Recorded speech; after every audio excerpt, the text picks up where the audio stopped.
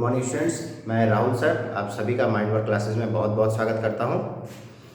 हमने पिछली क्लास में चैप्टर 3 कंप्लीट किया था। आज हम चैप्टर नंबर 4 चालू करेंगे। हमारा चैप्टर नंबर 4 है लीनियर इक्वेशन। कौन सा है? Linear equation.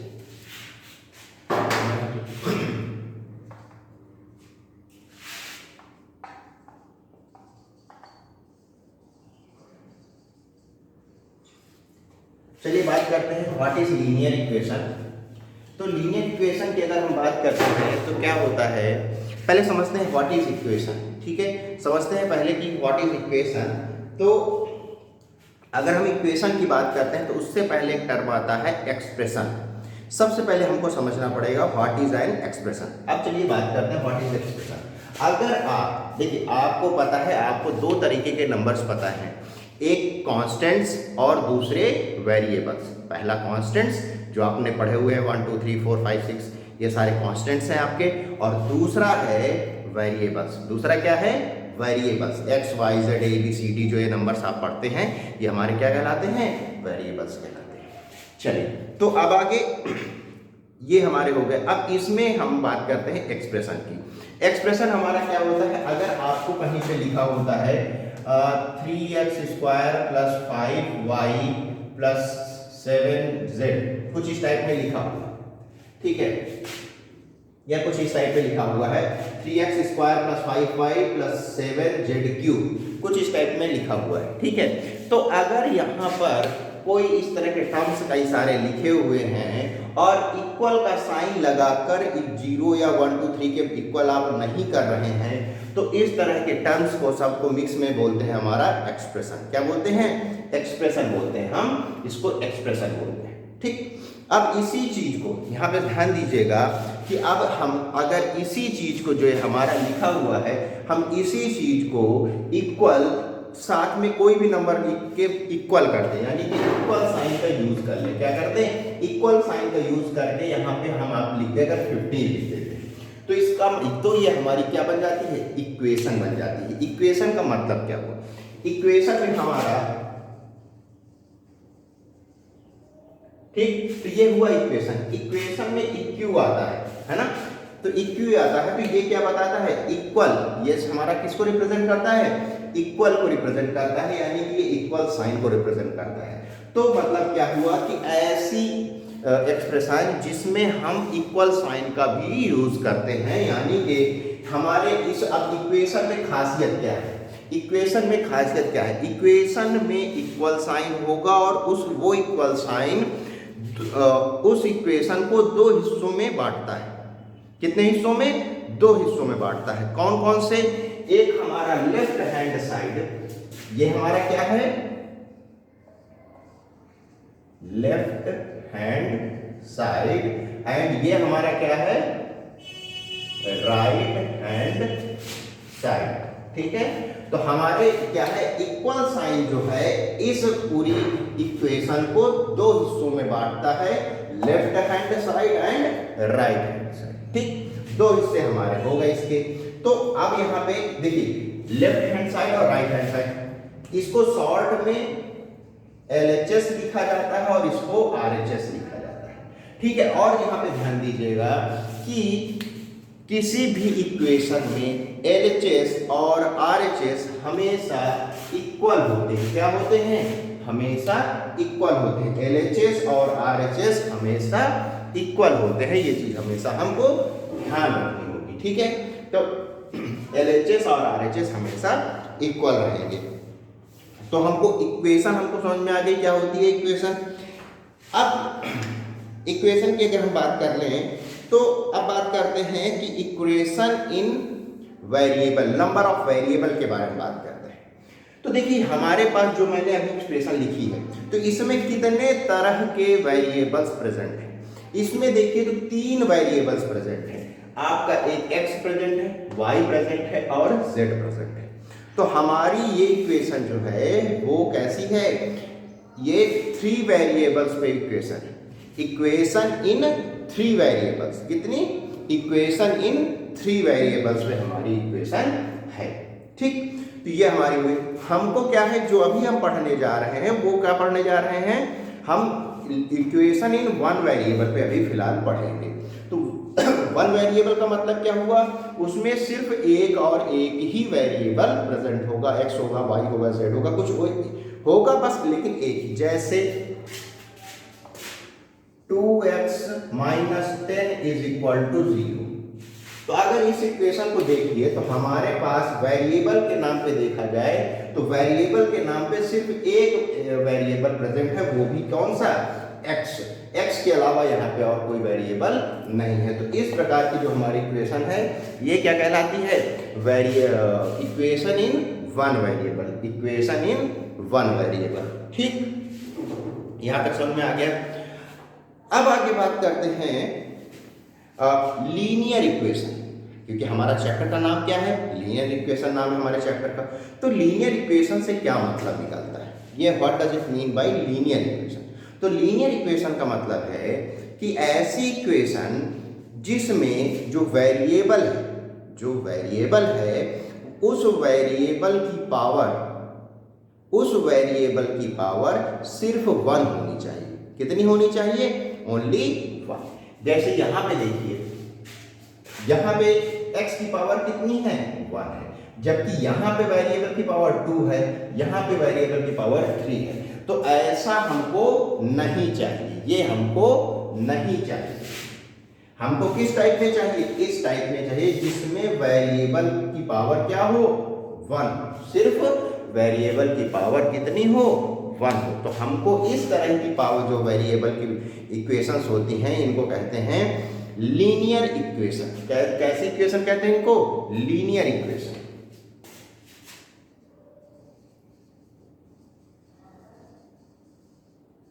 ठीक है, इनको क्या बोलते हैं, लीनियर इक्वेशन बोलते हैं। ठीक है, और ये हमारा फिलहाल हम पढ़ रहे हैं linear equation in one variable. हम अभी एक सिंगल वेरिएबल पर लीनियर इक्वेशन को सॉल्व करना सीख रहे हैं। ठीक, ये हमारा हो गया। अब बात करते हैं सॉल्यूशन ऑफ एन इक्वेशन। अब अगर हम बात करें कि what is the solution of a equation, तो इसका इक्वेशन में सॉल्यूशन का मतलब क्या है, समझिए। अब इसको समझते हैं कि इक्वेशन में what is the solution of an equation. अगर कोई इक्वेशन आपको दी गई है तो उसके सॉल्यूशन से आपका क्या मतलब है, इसका सॉल्यूशन निकालना है तो उसका मतलब क्या है। तो इसका मतलब ये है कि हम यहाँ पे जो वेरिएबल x दिया गया है, जो वेरिएबल x दिया गया है, इस वेरिएबल x की ऐसी कौन सी वैल्यू हम ढूंढें, ऐसी कौन सी वैल्यू हम ढूंढें कि इसका LHS और RHS दोनों इक्वल हो जाए। कैसा हो जाए, इक्वल हो जाए, LHS और RHS दोनों इक्वल हो जाए। तो इस तरह के हमको वैल्यू ऑफ x देखनी है। अभी चलिए मैं थोड़ा सा, आपने पिछले क्लास में भी देखा होगा, पिछले क्लास 6 में भी आपने थोड़ा बहुत पढ़ा होगा इसके बारे में, थोड़ा सा उसको आज रिवाइज करते हैं। चलिए एक बार काम करते हैं, देखिए x की वैल्यू अगर भाई ट्राई करते हैं 2 रख के देखते हैं, तो देखते हैं शायद x की वैल्यू 2 रखते हैं तो LHS और RHS इक्वल हो जाए। तो x इक्वल टू अगर आप 2 रखते हैं तो क्या हो जाएगा, देखते हैं 2 × 2 माइनस 10, इसकी वैल्यू कितनी आ जाएगी, 4 माइनस 10, ये आ गई -6। क्या आ गई, -6। तो क्या ये -6 आपके लिए सही है आंसर, नहीं, क्यों, क्योंकि इसका इधर साइड की वैल्यू आ रही है -6 और ये हमारा लिखा हुआ है 0।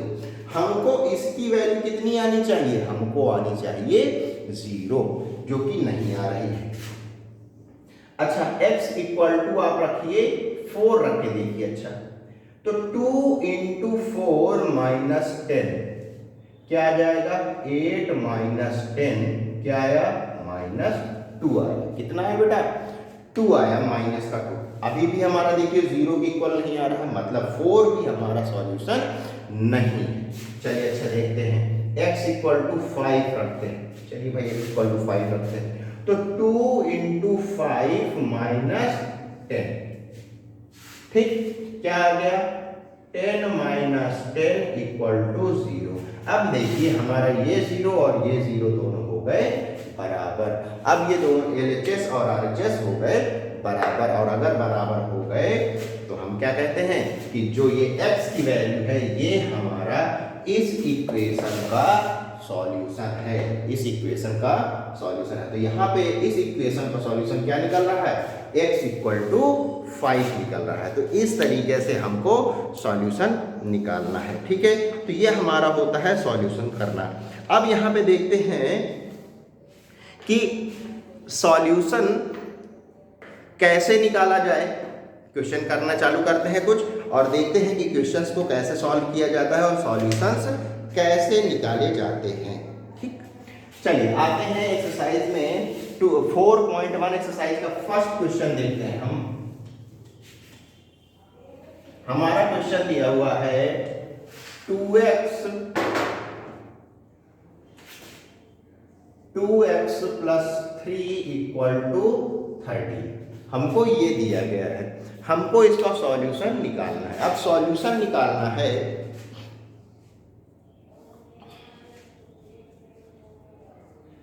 अभी form new equation by carrying out the reaction given both sides. अभी देखिए हमारा जो फर्स्ट क्वेश्चन दिया गया है, अभी इसमें आपका सॉल्यूशन निकालने के लिए नहीं बोला हुआ है। सेकंड क्वेश्चन में सॉल्यूशन निकालने के लिए बोला हुआ है। अभी सिर्फ आपको ऑपरेशन करने के लिए बोला है कि आप इसमें जो बोला जाएगा ऑपरेशन ब्रैकेट में दिया गया है वो ऑपरेशन आप कर पाते हैं या नहीं कर पाते हैं, ठीक है। तो इसमें बोला गया है मल्टीप्लाई बाई 2।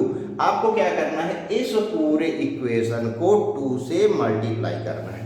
चलिए भाई 2 से मल्टीप्लाई करेंगे तो क्या हो जाएगा, पूरी इक्वेशन को मल्टीप्लाई करना है, मतलब LHS को भी 2 से मल्टीप्लाई करना है और RHS को भी।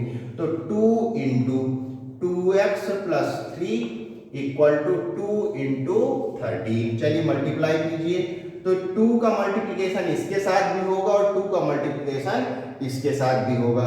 तो 2 × 2 = 4, x + 2 3 = 6 आ जाएगा, और 2 का 13 के साथ मल्टीप्लाई करेंगे, 13 × 2 = 26 आ गया। ये हमारी न्यू इक्वेशन आ गई, ठीक है। तो इस तरीके से हमको करना है। चलिए एक बार एक और क्वेश्चन कर लेते हैं। हमको दूसरा वाला दिया हुआ है 3y - 3 = 21, ये बोला गया है। अब इसमें कह रहा है ऐड 5। हमको क्या करना है, इस इक्वेशन में क्या करना है, 5 ऐड करना है। तो हम अगर ऐड करना है 5 तो दोनों साइड में हम 5 को ऐड करेंगे। तो क्या करेंगे, 3y - 3 + 5 = 21 + 5। हमको दोनों साइड में जो भी करना है वो दोनों साइड में करना है, अलग अलग नहीं करना है, ठीक है। हमको दोनों साइड में, अभी हमने जो मल्टीप्लाई किया था 2 से, तो 2 से पूरे साइड में मल्टीप्लाई किया, इस साइड में भी और इसमें भी। हमको 5 ऐड करना था तो 5 इसमें भी ऐड किया और 5 RHS में भी ऐड किया।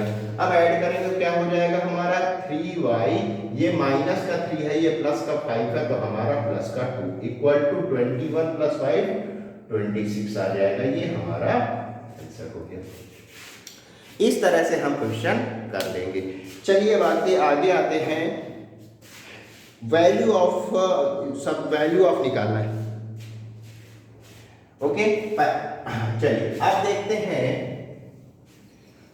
सॉल्यूशन करना, देखते हैं कि क्वेश्चन जो हमको दिया है उसका सॉल्यूशन कैसे निकालते हैं। तो हमको पहला दिया हुआ है 6 = 3a + a - 3,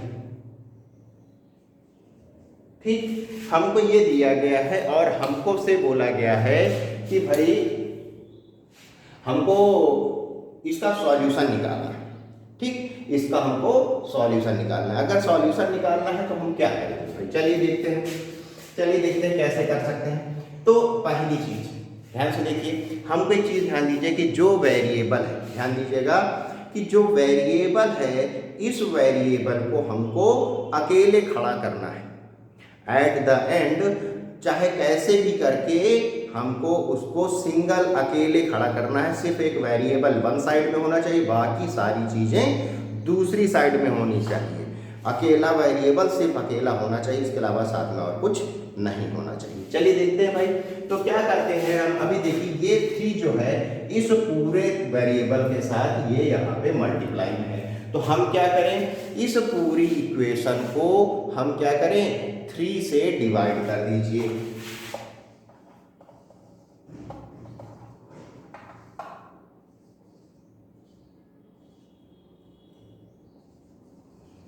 dividing equation by 3।